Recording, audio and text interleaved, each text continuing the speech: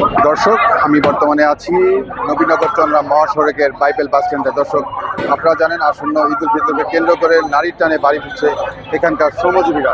দর্শক, আপনাদেরকে দেখানোর চেষ্টা করতেছি দুপুরে পরে শিল্পাঞ্চল আশুলিয়ার অধিকাংশ ফ্যাক্টরি ছুটি দেওয়ায় ক্রমে ক্রমে বাড়ছে যাত্রীদের সংখ্যা এবং এরই মাঝে শুরু হয়েছে যত্রতত্রভাবে বাস পার্কিং। দর্শক, একটু আপনাদের দেখানোর চেষ্টা করতেছি যে আমার সামনে যেগুলো দেখতেছি প্রচুর পরিমাণ বাস এবং প্রচুর পরিমাণ যাত্রী আসছে নারীর টানে, কিন্তু তারা বাড়ি ফিরছে।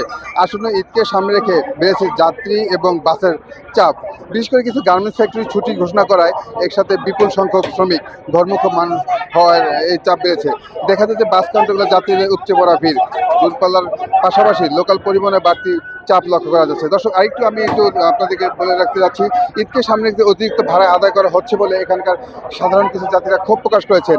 যেখানে ভাড়া 400 টাকার ভাড়া 500 টাকা, এইভাবে কিন্তু দ্বিগুণ এবং তিনগুণ ভাড়া কিন্তু আদায় করা হচ্ছে। দর্শক, এখানে কিছু বাস চালকও আমাদেরকে জানিয়েছে যে এখানে কিন্তু চাঁদা আদায়ের একটি অভিযোগ তারা করেছে। বিশেষ করে বিকেল এবং সন্ধ্যার দিকে বাইপেল এলাকায় যানজটের আশঙ্কাও করেছে, যেহেতু এখানকার এলিভেটেড এক্সপ্রেসওয়ের কাজ চলমান থাকায় এখানে যানজটে বৃদ্ধি পাওয়ার একটা আশঙ্কা করেছে এখানকার যাত্রীরা। দর্শক, সব মিলিয়ে ঈদ যাত্রাকে ঘনিয়ে আসছে, ততই ভোগান্তি বাড়ার আশঙ্কা করেছে এখানকার সাধারণ যাত্রীরা। দর্শক, এই ছিল সাভারের আশুলিয়ার যানজট এবং উত্তরবঙ্গগামী যাত্রীদের যাতায়াতের এবং ঈদ যাত্রাকে কেন্দ্র করে সর্বশেষ খবর।